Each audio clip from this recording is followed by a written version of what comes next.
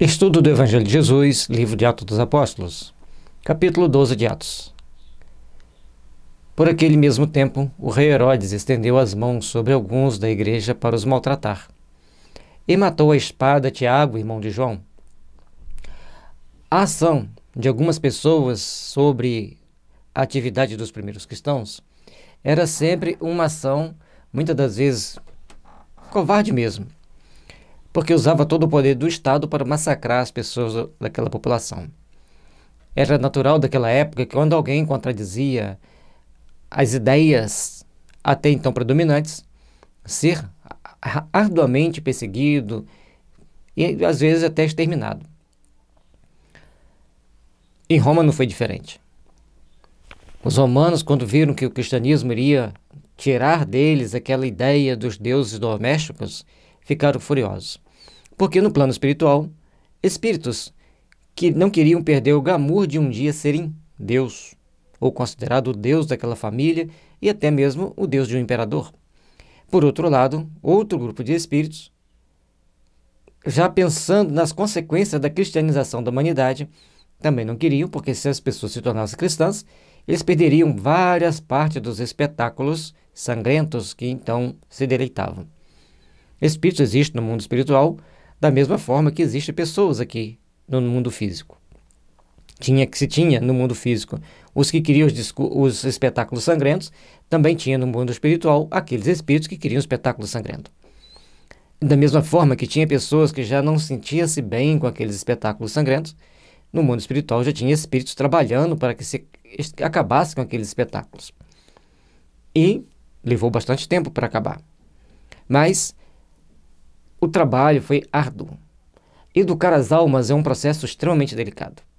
Os vícios que nós adquirimos em outras vidas, nós carregamos vamos carregando ele por várias encarnações. Até que tomemos consciência, e para tomar consciência nós temos que nos evangelizar, para nos evangelizar nós temos que estudar o Evangelho de Jesus. E assim nós vamos começar a fazer a nossa transformação. Certamente que Herodes já está hoje muito bem. Ele conviveu com Jesus, ele viu Jesus, ele esteve perto de Jesus. E conforme já dissemos, todas essas pessoas que conviveram com ele, hoje não são mais pessoas, são espíritos, onde quer que estejam, são missionários do bem. São espíritos que podem fazer curas, são espíritos que podem fazer grandes transformações para a humanidade. E farão, porque assim é da vontade do Pai. A luz sempre vai vencer as trevas. As trevas podem provocar um ou outro dano, um ou outro tumulto, mas no fim das contas nós aprendemos valores imortais e tomamos então consciência de ações que devemos fazer para nos aperfeiçoarmos, para nos melhorarmos, para edificarmos um mundo melhor ao nosso redor. Então não foi diferente naquela época. Ações das trevas eram nefastas, mas Jesus e todos aqueles que se predispunham a doar a vida por ele, desciam à terra, mesmo sabendo que iam ser maltratados, martirizados, das formas mais cruéis possíveis. Desciam com fé e coragem e levavam o ensinamento cristão a muitos corações que se convertiam mesmo sabendo que iam passar por todos aqueles trâmites. Até que chegou um dia, até o século VI, muitas lutas foram estabelecidas para estabelecer o cristianismo em Roma. E após Justiniano vencer a guerra contra Maximiliano, então ele começa a trabalhar politicamente para conseguir estabelecer o cristianismo. E depois de algum tempo, ele consegue então colocar o cristianismo por uma forma dele tentar unir todo o Império Romano novamente. Mas nesse ínterim, durante esses 6 séculos, perseguições, chacinas, assassinatos, cristãos sendo levados para o circo para servir de diversão, sendo assassinados, comidos por leões, com as formas mais cruéis. E quanto mais se matava cristão, mais criava-se, mais aparecia cristão. Então, ao longo da nossa existência, ao longo da nossa vida, nós precisamos entender que o cristianismo lutou e muitas pessoas deram a vida para que nós hoje pudéssemos ter essa bênção que é o Evangelho. Então, após Herodes matar Tiago, agradou os judeus. Então, vejamos.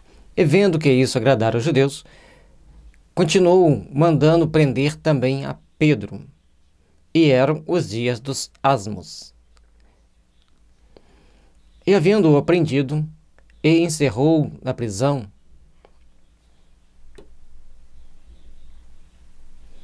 entregando-o a 4 quaternos de soldados, para que o guardassem, querendo apresentá-lo ao povo depois da Páscoa. Pedro, pois, era guardado na prisão, mas a igreja fazia constante oração por ele a Deus. Não subestime o poder da oração. Nesse momento em que todos nós precisamos nos aperfeiçoar, nos melhorar, oremos. Elevemos o pensamento ao Pai e peçamos as orações. Pedro estava na prisão e toda a igreja orava por ele.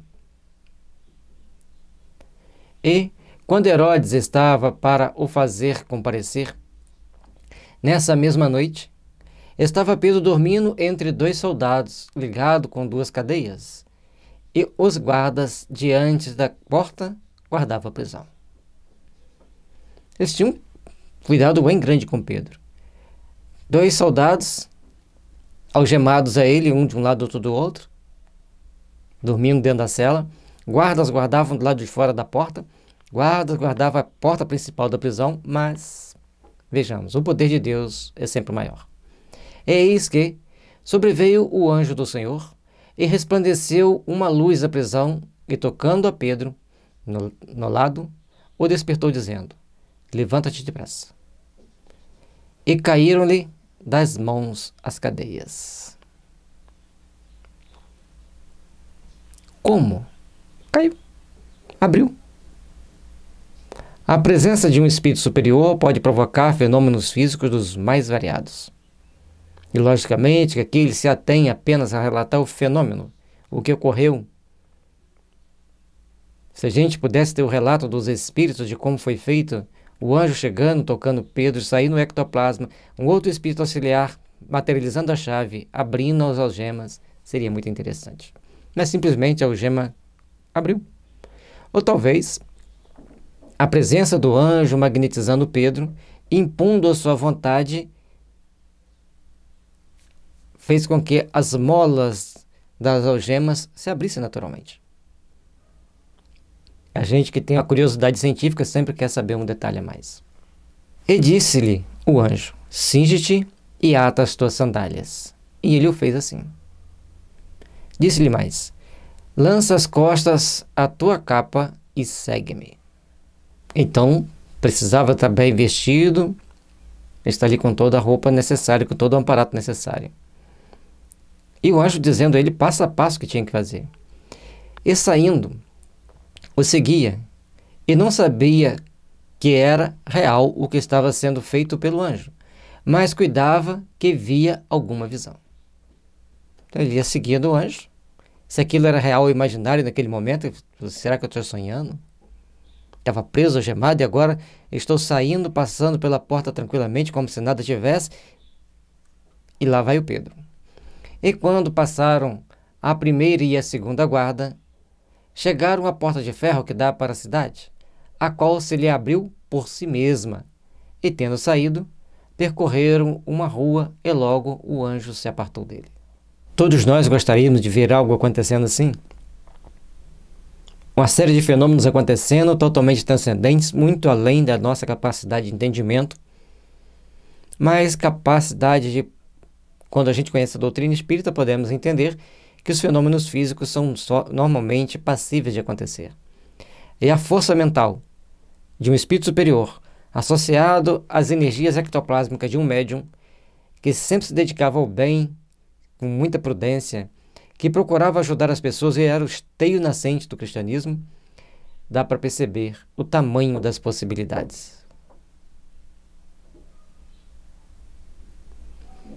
E Pedro, tornando-se, disse: agora sei verdadeiramente que o Senhor enviou o seu anjo e me livrou da mão de Herodes e de tudo o que o povo dos judeus esperava.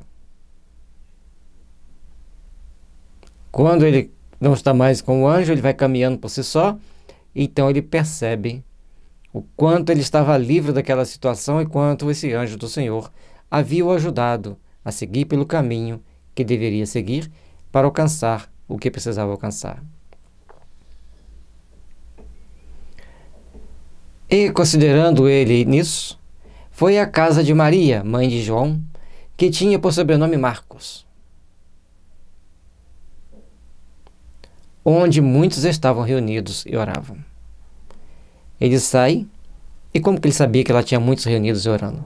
Pela mediunidade, pela clarividência. A percepção psíquica de Pedro, aguçada, então ele vai exatamente na casa onde tinha muitos fazendo oração por ele. E batendo Pedro à porta do pátio, uma menina chamada Rode saiu a escutar. As pessoas estavam dentro da casa em oração, os murmúrios da oração não escutaram que batesse a porta, mas a menina, e poucas vezes cita o nome de alguma criança, aí Rode vem ver o que estava acontecendo. E, conhecendo a voz de Pedro de alegria, não abriu a porta, mas, correndo para dentro, anunciou que Pedro estava à porta.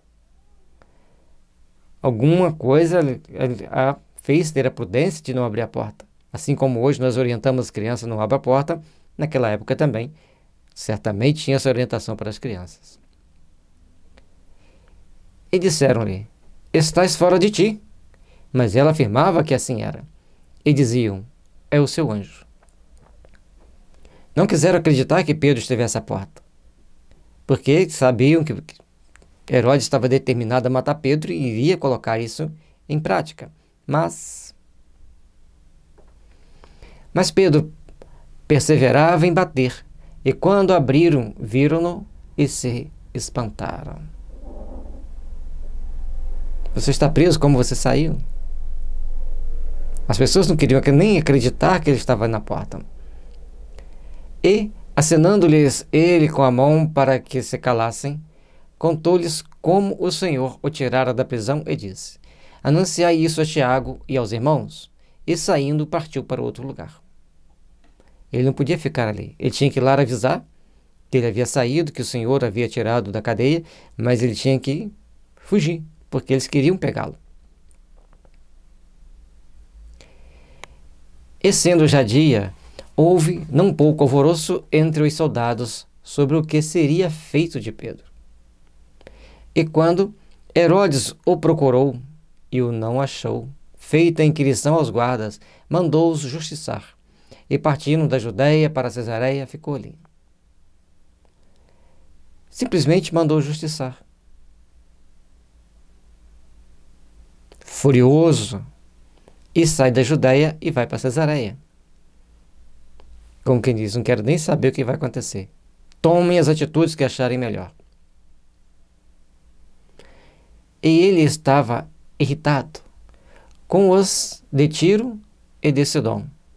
Mas antes, vindo de comum acordo ter com ele e obtendo a amizade de Blasto, que era o camarista do rei, pediram paz, porquanto o seu país se abastecia do país do rei.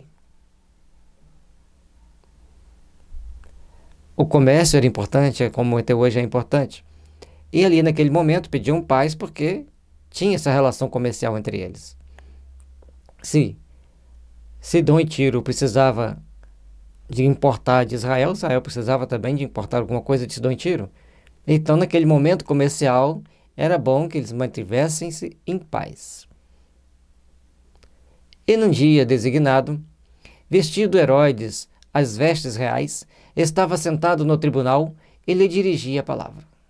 E o povo exclamava: voz de Deus e não de homem. A partir do momento que os murmúrios seguiram que Pedro havia fugido da cadeia pela fórmula mágica, fantástica, milagrosa, automaticamente o povo se inverteu contra Herodes. No mesmo instante, feriu-o um anjo do Senhor, porque não deu glória a Deus, e comido de bicho expirou. Ainda bem que os anjos do Senhor não cobram isso dos políticos de hoje. E também dizer glória a Deus de boca para fora não vai funcionar. Deveriam falar glória a Deus com sentimento de coração e de amor pelo seu povo, pelo povo ao qual dirigem.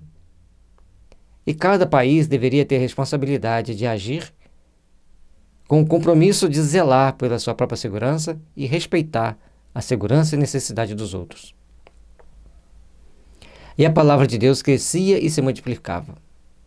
E Barnabé e Saulo, havendo terminado aquele serviço, voltaram de Jerusalém, levando também consigo a João, que tinha por sobrenome Marcos. É o Marcos que escreve o terceiro evangelho do Novo Testamento. E nós temos que prestar atenção nos detalhes. Pedro e Barnabé, Saulo e Barnabé estavam trabalhando em Jerusalém. E a partir do momento que Herodes morre, eles vão embora. A perseguição não cessou, mas certamente por um bom tempo ficaram assustados pelo poder de Deus e interferir nos destinos humanos com segurança, na hora certa, na forma que precisar. E é por isso que a gente sempre deve pedir a Deus: Senhor, desperte os políticos para Deus. E assim rogamos a Jesus as bênçãos do teu amor, da sua luz, e para que os seus santos anjos possam agir, intuindo os políticos, intuindo as nossas autoridades, em qualquer parte do mundo para agirem de forma reta segundo a sua consciência. E que possam, Senhor, terem força para agir, enfrentando os adversários da paz, enfrentando os adversários da solidariedade, para que um reino de paz, serenidade e harmonia estabeleça nos corações humanos, hoje e sempre.